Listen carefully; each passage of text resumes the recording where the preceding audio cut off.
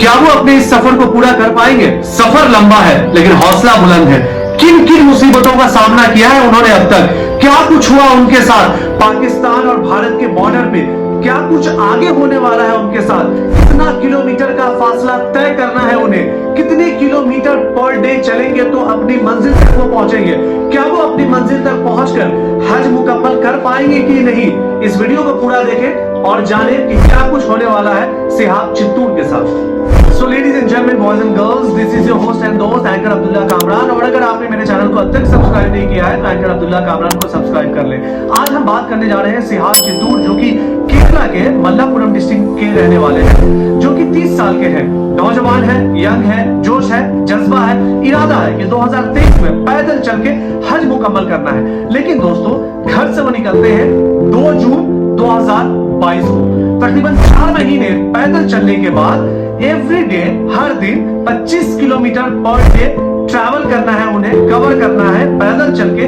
ये माइंडसेट करते हुए उन्होंने बहुत ही जोश खरोश के साथ निकले।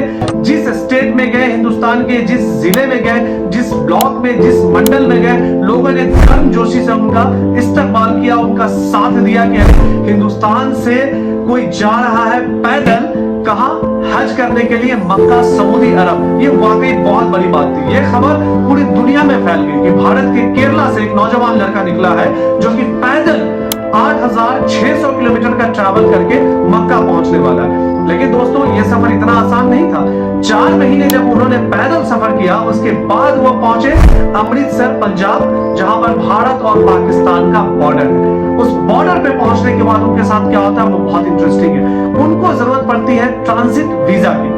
ये ऐसा वीजा है जो आप एक कंट्री से जब दूसरे कंट्री में आप ट्रैवल करते हो, बीच में लेओवर होता है। मिसाल के तौर पे जैसे आप एरोप्लेन से, हवाई जहाज से आप ट्रैवल कर रहे हो, इंडिया से, न्यू दिल्ली से या हैदराबाद से आप जा रहे हो लंदन, बीच में अगर आपका लेओवर है दुबई में, हो सकता है, मुमकिन है कि अगर आप 1 दिन के लिए, 24 घंटे के लिए या 2 दिन के लिए अगर आपका लेओवर है और आप दुबई एक्सप्लोर करना चाहते हो तो आपको ट्रांजिट वीजा की जरूरत पड़ती है। हर कंट्री के अलग अलग और अपने अपने कायदे कानून होते हैं। तो जब ये पाकिस्तान में एंट्री करने वाले थे भारत के बाद, तो इनको जरूरत पड़ी ट्रांजिट वीजा की। और यहाँ पर इनके साथ आ गया मुसीबतों का पहाड़। इनको वहां पर ये ट्रांजिट वीजा नहीं मिल पाया।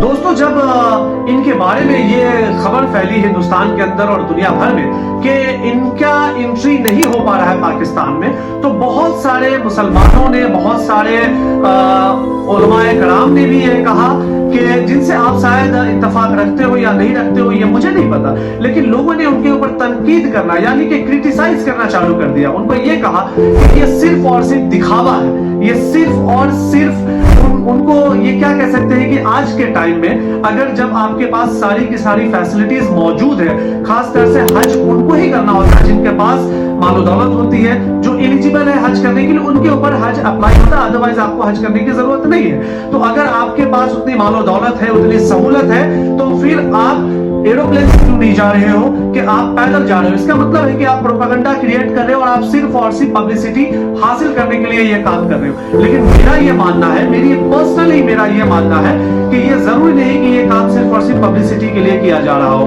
क्योंकि किसी को नहीं पता होता है कि किसके दिल में क्या है और उसकी नीयत में क्या है। नियत का दारोमदार और उसके दिल की सोच और इसके दिल की खबर अगर किसी को पता होता है तो वही को अल्लाह को पता होता है। तो हमें और आपको, मुझे लगता है, ये कोई हक नहीं है कि किसी के ऊपर क्रिटिसाइज करने का। बहरहाल दोस्तों, वो जब वहां पे खासा के अंदर जो स्कूल है, आफिया स्कूल, वहां जब वो पहुंचे तो उन्होंने वहां के स्कूल मैनेजमेंट से ये कहा कि मुझे 3 दिन की आप इजाजत दीजिए यहाँ ठहरने के लिए। स्कूल अथॉरिटी ने उनको इजाजत दे दिया। 3 दिन वो वहां पे ठहरे, लेकिन किसको पता था कि ये 3 दिन उसका 4 महीने 9 दिन यानी कि 129 दिन लंबा हो जाएगा। बहरहाल उनको वहां रुकना पड़ा क्योंकि उनको ट्रांजिट वीजा नहीं मिल पा रही थी। इसमें उनकी सबसे बड़ी मदद अगर किसी ने किया तो पंजाब के शाही इमाम ने किया और भी बहुत सारे लोगों ने उनकी मदद किया। इस बीच बहुत सारी खबर फैली कि सिहाब चित्तूर अब गया, सिहाब चित्तूर को अब आगे जाने की परमिशन नहीं हो रही है, उसका ये सपना मुकम्मल नहीं हो पा रहा है। लेकिन बहरहाल इन्हीं सब चीजों के बावजूद एक अच्छी खबर आई 5 फरवरी के दिन, और 5 फरवरी को उनको एक खबर मिलती है कि उनका ट्रांजिट वीजा जो है वो अप्रूव्ड हो गया, उनके हाथों में आ गया है। उसके बाद खुशी की लहर दौड़ पड़ती है उनमें और उनके चाहने वालों में। लोग दुआएं करने लगते हैं उनके लिए और उसके बाद 6 तारीख के दिन 6 फरवरी 2023 को फाइनली वो हिंदुस्तान से, भारत से बॉर्डर के जरिए पाकिस्तान पहुंच जाते हैं। 12 किलोमीटर का सफर तय करते हैं सुबह 10 बजे पहुंचकर, और आज के दिन में, आज के डेट में सिहाब चित्तूर पाकिस्तान में सफर कर रहा है, पैदल अपनी मंजिल की तरफ बढ़ रहा है। पाकिस्तान होते हुए उनको बहुत सारी कंट्रीज कवर अप करके उसके बाद उनको सऊदी अरब पहुंचना है, जो कि बहुत ही मुश्किल रास्ता है। मैं आप सबको यह बता दूं कि उन्होंने अब तक 3300 किलोमीटर का सफर तय किया है। टोटल उनको किलोमीटर जो सफर तय करना है वो 8640, यानी कि अब तक मोटे मोटे तौर पर आप देखें तो 5340 किलोमीटर, अप्रोक्सीमेटली 5300 किलोमीटर का सफर उनको और तय करना है। दोस्तों, अब तक उन्होंने 120 दिन पैदल चलने के बाद उन्होंने जो सफर तय किया है 3300, यानी कि अगर मैं 120 को 3300 से अगर डिवाइड कर दूं तो 27 किलोमीटर पर डे का रेशियो निकलता है। अब उनके पास जो वक्त रह गया है वो बहुत कम वक्त रह गया है। उनके पास 140 दिन, तकरीबन 140 दिन का सफर तय करना है उन्हें अपनी मंजिल तक पहुंचने के लिए, क्योंकि 28 और 29 तारीख से, मान के चलिए 27-28 तारीख से ईद उल जुहा यानी कि बकरीद स्टार्ट हो जाएगा, जब उनको हज के लिए वहां पहुंचना पड़ेगा। 140 दिन में दोस्तों उनको कवर करना है 5300 किलोमीटर।